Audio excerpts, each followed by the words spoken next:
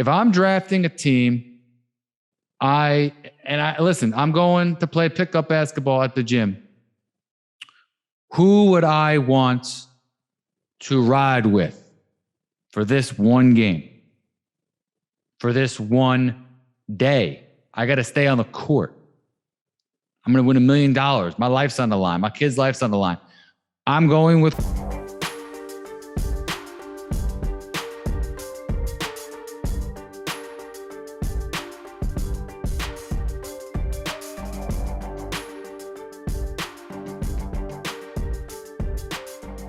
Good evening. My name is Michael Steven, and I'm here to talk to you tonight about the best point guards in NBA history. I've had a few requests to do this lately, and it's something that is relevant now that the NBA playoffs are going to be underway in about 3 to 4 weeks. And for the purposes of this conversation, I will consider anyone that is a borderline point guard to be a point guard. Number 1, LeBron James. LeBron James has played point guard for probably as many minutes in his career as he's played small forward. I don't have the numbers in front of me, but if you watch a game, especially over the last 10 to 15 years, that dude controls a rock like a point guard. LeBron is the best point guard of all time. We don't even have to go into how many MVPs, points, the incredible nature of his game. He's the only person that's ever played basketball that has a case that rivals Jordan. I do not believe that Kareem and Russell rival Jordan as overall basketball players, although they're close. LeBron has a case against Michael. I would pick Jordan.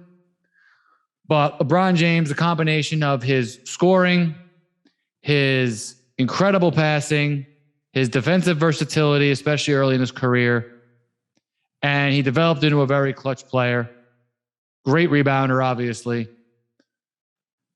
LeBron's the best point guard of all time. Number 2, Magic Johnson. Magic and LeBron didn't play that dissimilar. Magic did more traditional point guard roles, but neither of them are breaking down a defense in the half court the way that, Steve Nash, Isaiah Thomas, John Stockton, Chris Paul, they're not breaking down defenses that way. They don't need to. They're taller. They can make passes that those guys can't. They can see the floor in ways that those guys cannot. Like a big quarterback in the pocket versus Doug Flutie. They can see things and be able to make things easier than someone who's 8 or 9 inches shorter. Size plays a role in the NBA. It always will. Now, Magic didn't have a defensive versatility that LeBron did. Also an equal wizard passer. For Magic, 3 MVPs, 5 finals victories, 9 appearances. LeBron, 4 victories, 10 appearances. Again, Magic he had some deficiencies. He would get beat by, shorter, quicker point guards later in his career, but he was always able to be a force multiplier on offense. And we know some of the great clutch games that Magic has had. We know rookie year, we saw his versatility when he scored 42 points, 15 rebounds, and 7 assists in a game 6 after Kareem got hurt against the Sixers. This was Magic's rookie year. It clinched the finals.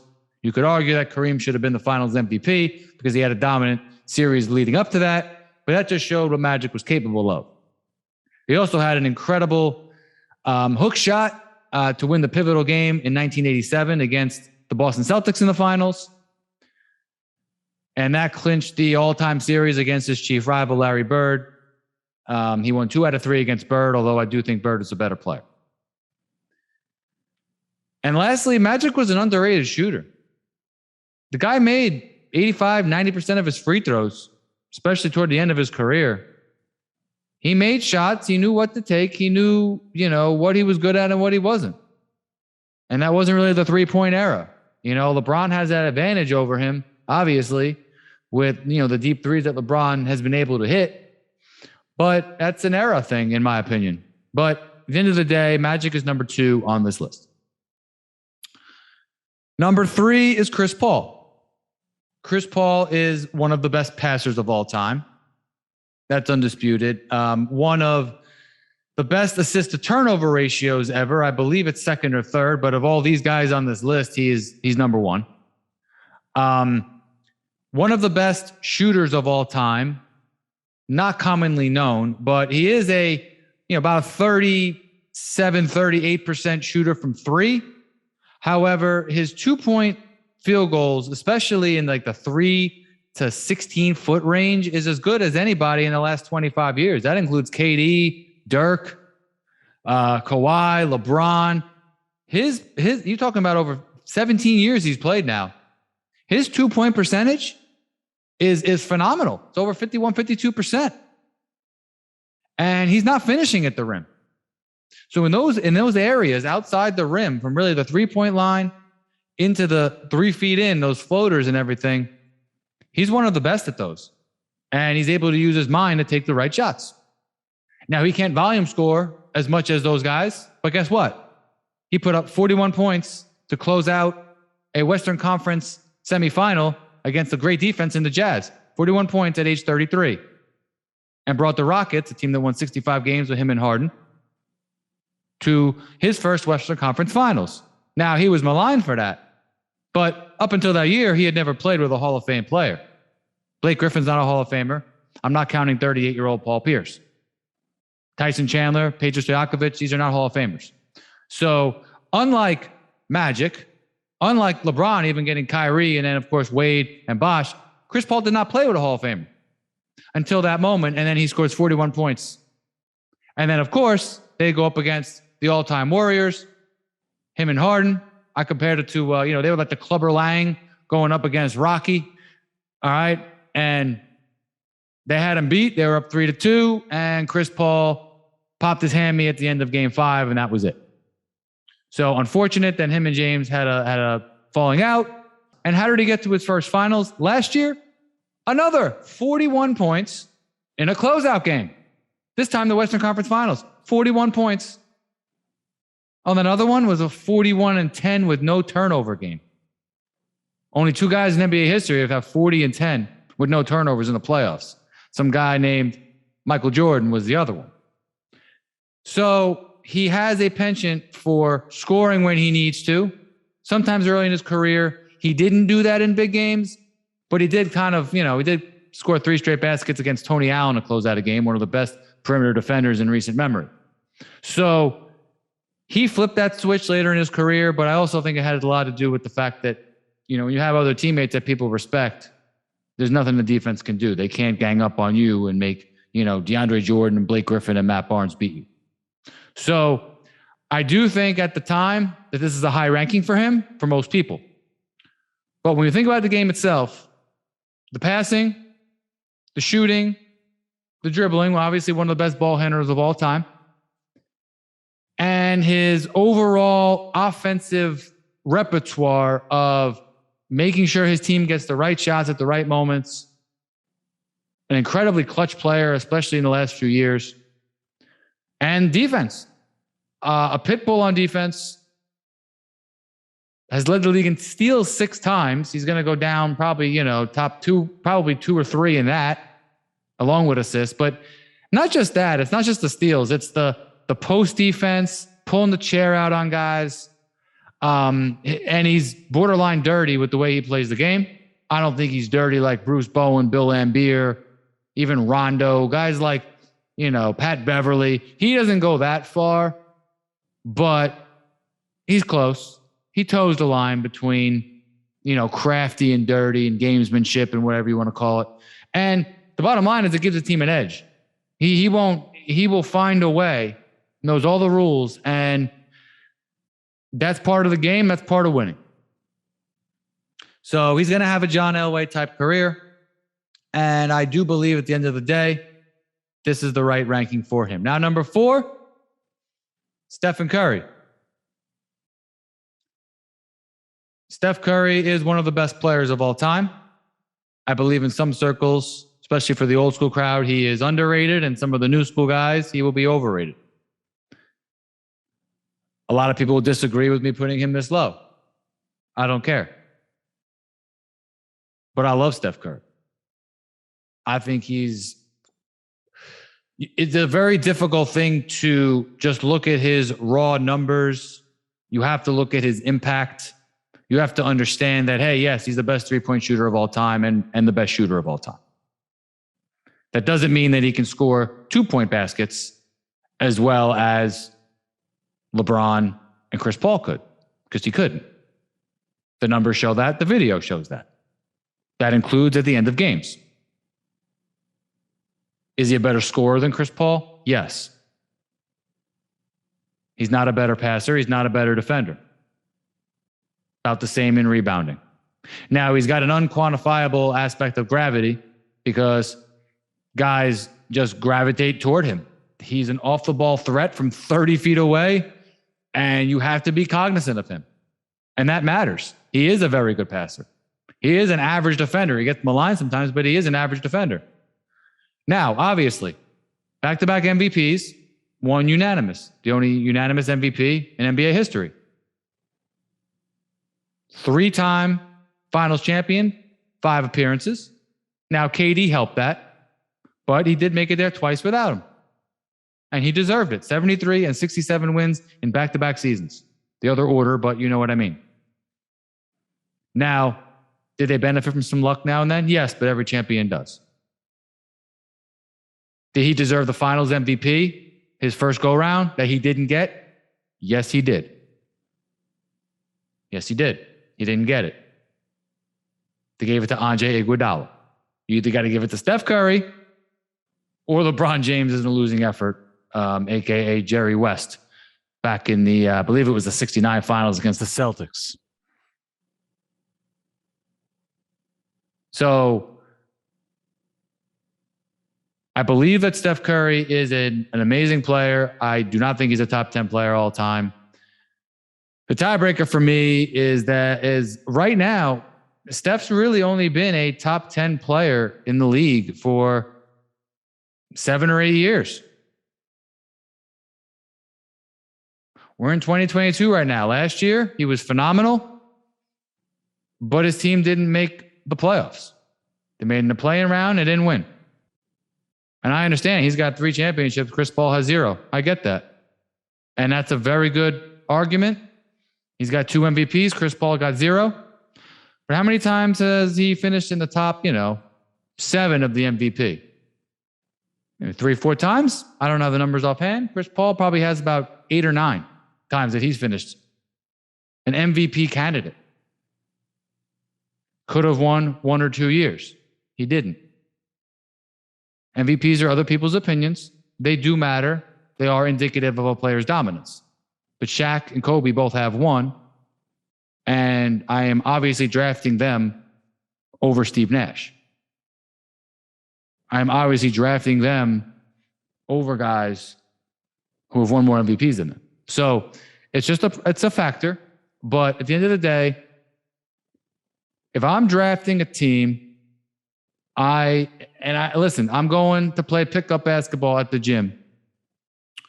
Who would I want to ride with for this one game? For this one day? I got to stay on the court.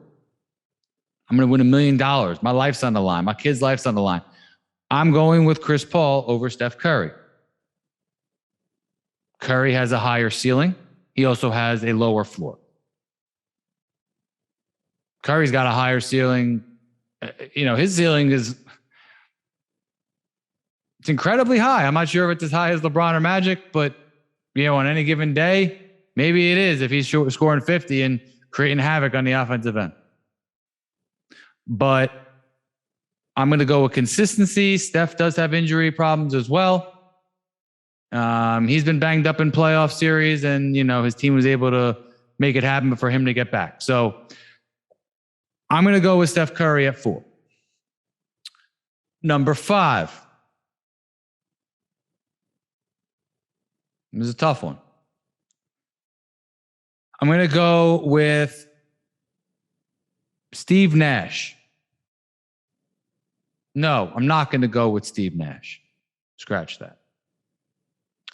I'm going to go with Oscar Robertson. And number 6 is Jerry West. These two are very difficult to rank. I was debating not even putting them here, but I have to honor them because they are two of the greats of our game, and they are point guards. Jerry West, I said at the beginning of this, Jerry West needs to, he was sometimes considered a point guard, sometimes he's a two guard. I know he scored a lot, but listen, so does Steph Curry. So Oscar, the triple-double machine, 10-year stretch with the Cincinnati Royals, 29, 10, and 9 over a 10-year stretch. The problem is his team won 2 playoff series. Never made a finals. They lost to multiple teams, Boston, Philly, amongst others. And I understand that it was a tough era for him in terms of facing racism. By all accounts, he was a phenomenal player, but not a great teammate. But also by all accounts, he was Chris Paul mixed with Russell Westbrook. And I think that, fair or not, the era hurt his legacy because it hurt him as a man. And I wasn't there. I can only report the research that I've done. But Oscar Robertson, at the end of the day, did not win anything for his first 10 years. And he was a triple-double machine. So that's why I'm kind of saying, and he was a great shooter. He was, his size, he wasn't able to be stopped. Again, imagine Russell Westbrook's size against shorter people, smaller people, and then Chris Paul's jump shot. He was unguardable, but he didn't get it done. And then he joined up with Kareem with the Bucks, and then he won a title as like a 19, 9, and 8 guy. So he won the title as the second best player. Now,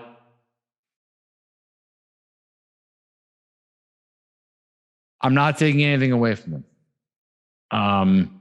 You could debate he's number 3 easily. 3 or 4 or 5, you can put him there.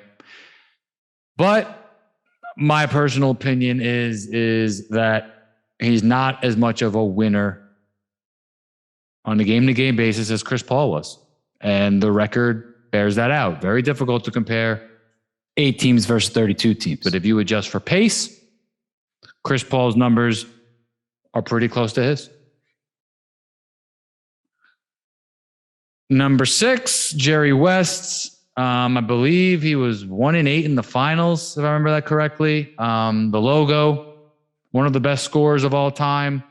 One of the best clutch players of all time. I think by all accounts, it's Michael Jordan, Larry Bird, and Jerry West in terms of clutchness. And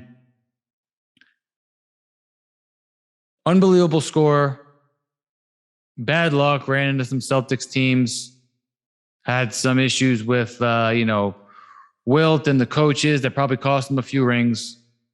And again, very difficult to compare. I'm putting him at 6. Could easily put him 3, 4, or 5.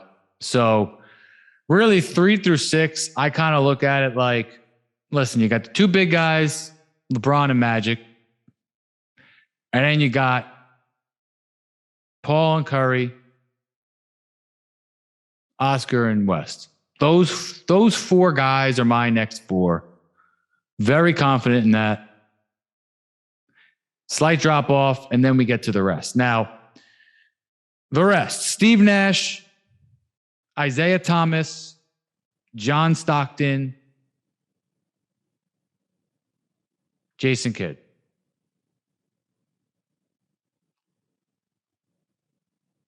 Steve Nash, unbelievable passer, unbelievable shooter. Average at best defender. Won 2 MVPs, Not sure he deserved either of those. He had an argument, but I would have probably given him to Kobe and Shaq those years. But then I think I would have given him the one the year after that they gave to Dirk. So again, I don't like to talk about accolades as much. I know I'm doing it a little bit now, but I like to talk about the game. Nash was an exotic passer. He was a more exotic passer and creative scorer than people realize. He would make passes that Chris Paul wouldn't make because Paul was like, nah, I'll wait till next time. He was a better shooter than Chris Paul. Just as good a passer. But he couldn't get to the hoop because he didn't have the body. Quite like Chris Paul could in big moments in big playoff games. He was a more willing scorer. So you think about offense between Chris Paul and Steve Nash? I'd say it's even. Paul's probably a little more clutch. Nash probably takes more risks, more turnovers, better shooter, stretch the floor more, but Chris Paul can still shoot from deep. Nash is just better at it. You put Nash in this era, I think it's even. I really do think it's even between Nash and Paul on offense. And you could actually give Nash a very slight edge if you want to. I would say it's even, but you could give Nash a slight edge. But then on defense, it's not close. One is an all-time great defender. I don't know how many all-defensive teams, 8 or 9, many of them first teams, most of them first teams. Chris Paul's a great defender for his size. You could shoot over him, but Nash, you could body him and go around him and go and shoot over him. So Nash wasn't the horrible defender that they made him seem, but he was not on that level of defense. So Nash, to me, is number 7, a clear number 7. Now, number 8, Isaiah Thomas, a phenomenal leader, a phenomenal clutch player, great scorer early in his career. Then when he started winning, he became just a very good player. Did win a finals MVP, had one top 5 finish in the overall MVP. I think he was an excellent passer. Very good dribbler, obviously, super quick, creative scorer, average defender, no defensive accolades, did not guard the best perimeter defender. Now, Isaiah is somebody who's been talking about his own legacy for over 30 years now, ever since he did not make the Dream Team. I do believe that Isaiah is a great player. And if you want to put him 7 ahead of Nash because you won a couple of rings, you are more than welcome to do that because his leadership is phenomenal. The way that he took over that locker room, the way he led that culture, the way he was able to take the big shots, get everyone involved, score when he needed to, manage all those egos. Some of that's Chuck Daly, but Isaiah is responsible for a lot of that as well.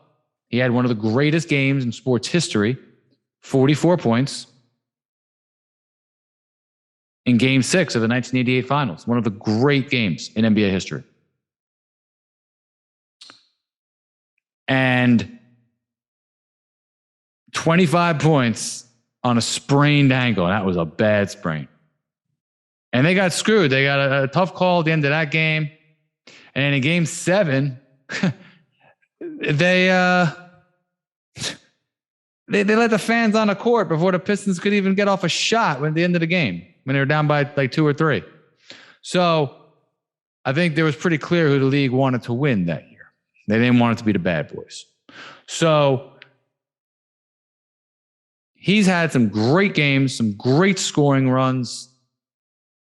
But at the end of the day, he had an amazing team. He had one of the best 2 through 8s in NBA history. Joe Dumars, Hall of Fame 2-guard. Dennis Rodman, Hall of Fame defender, Swiss Army knife, floor runner. Tough guy. You had the Legion of Boom, Baltimore Ravens,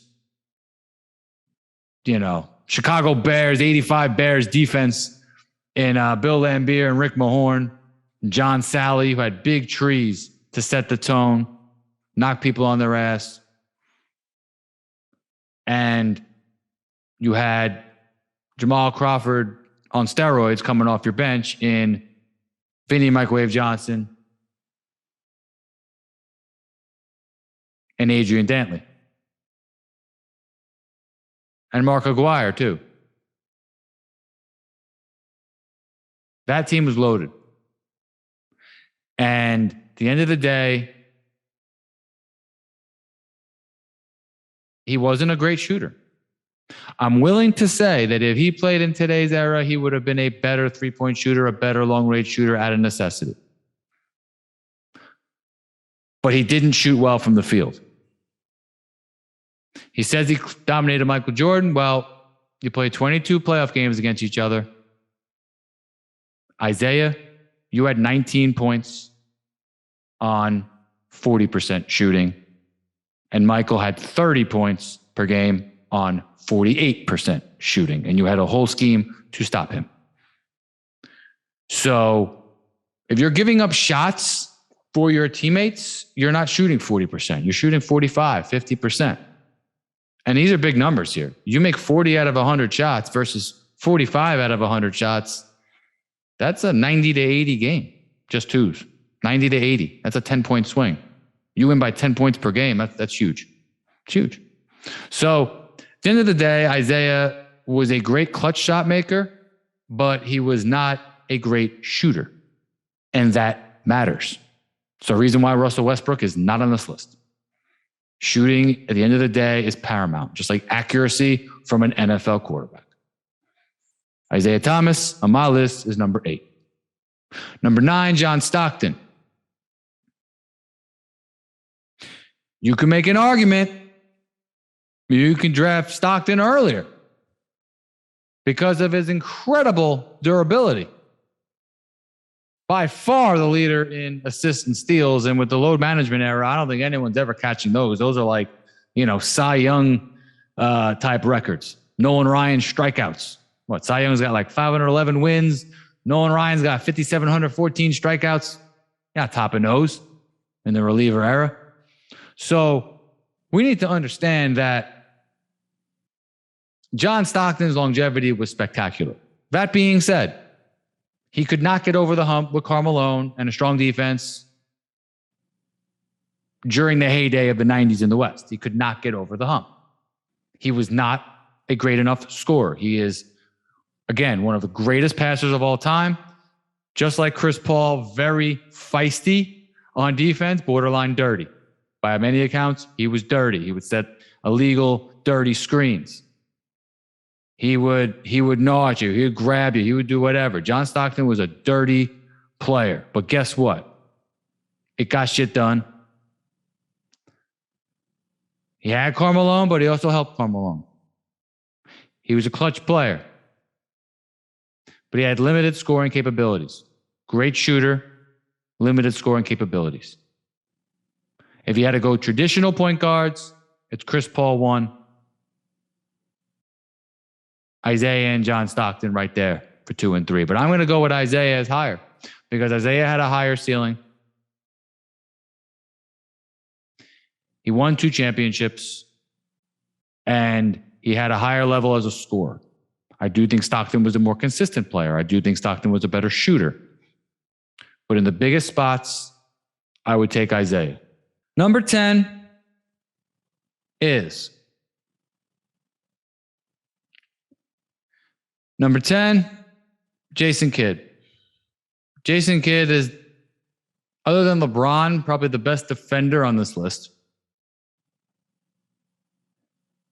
An incredible passer. But he didn't have the shooting and scoring capabilities. He had the intangibles.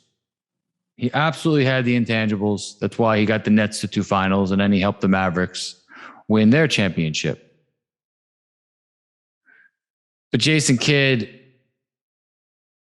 while he did lead the Nets to 2 finals appearances, that was a historically weak Eastern Conference. The teams they beat in the first and second round, their records, they are the second round teams. they were weaker than the first round teams that Chris Paul or Steph Curry would face in the first round. By their record and by the video. And that's not dissing Jason Kidd at all. I love watching Jason Kidd play. But he's not on the level of those guys because he cannot break down defenses like a Nash, Isaiah, Paul, in a half court. And these other guys are great passers too. But I mean, his incredible ability was his defense. He could match up with so many different guys. He could lock them down. But you put, early 30s Jason Kidd against young Chris Paul and he got smoked. You put him against old Chris Paul, he's going to get smoked. You put him against young Steph Curry, he's going to get smoked. You put him against now Steph Curry, he's going to get smoked. Now, he could match up against the bigger guy. He could match up against 2 guards and 3 guards. And yeah, I understand that these other guys on the list can't do that. But at the end of the day, I'm drafting a guy, Jason Kidd's number 10.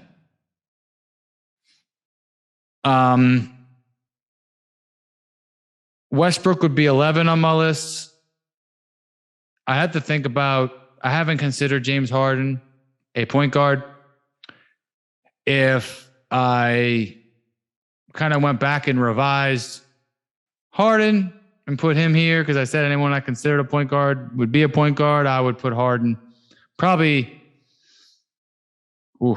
that'd be rough.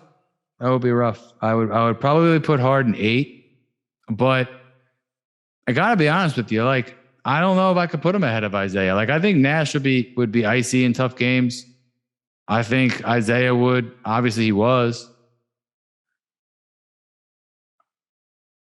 Harden, Kidd, and Westbrook, 10 through 12. Now, I'm sure there's some guys that I missed. Gary Payton might like a word.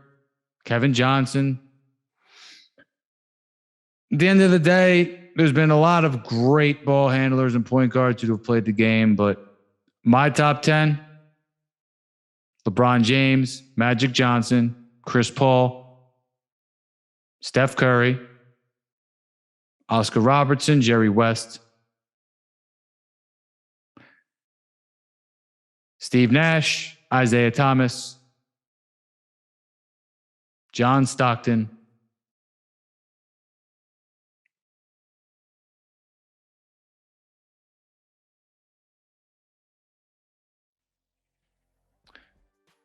and Jason Kidd.